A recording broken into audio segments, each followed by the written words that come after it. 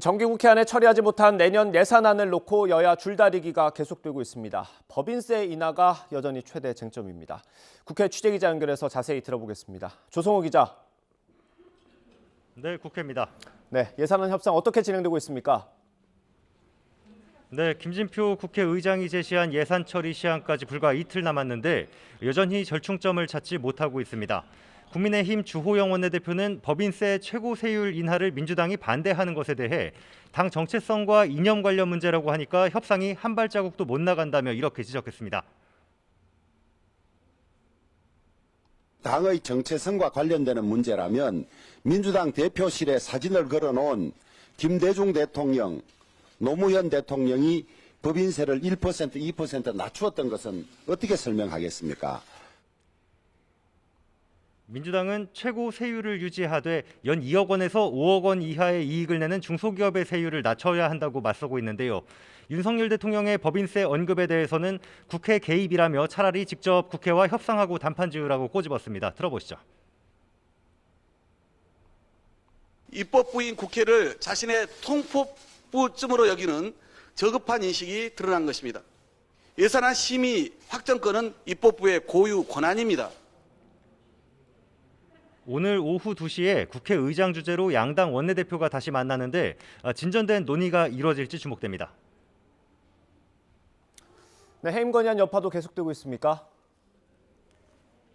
네, 진상규명 후에 판단할 문제라는 대통령실 입장에 대해 민주당은 헌법 정신을 전면 부정하면서까지 이상민 장관에게 면죄부를 주겠다는 선언이라고 비판했습니다. 박홍근 원내대표 얘기 들어보시죠. 유가족의 피 맺힌 절규와 국민 대다수의 반대에도 오직 동문 후배이자 최측근인 장관만 챙기겠다는 아집의 다름 아닙니다. 야3당 국조특위 위원들은 오전에 국회에서 기자회견을 열고 국민의힘을 향해 오늘 안에 국조특위 복귀 뜻을 밝히지 않으면 내일부터 본격적인 국정조사에 들어가겠다고 압박했습니다. 하지만 당장 국정조사가 정상화되기는 어려워 보입니다.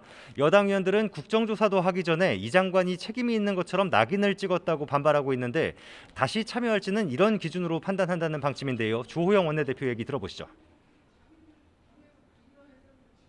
정말 진실을 밝히기 위한 것인지 아니면 정치 공세로 그냥 책임 뒤집어 씌우기라든지 이런 프레이밍으로 갈 것인지 그 내용을 보고 판단하려고 합니다. 네, 이런 가운데 각 당 내부 상황도 좀 복잡하죠.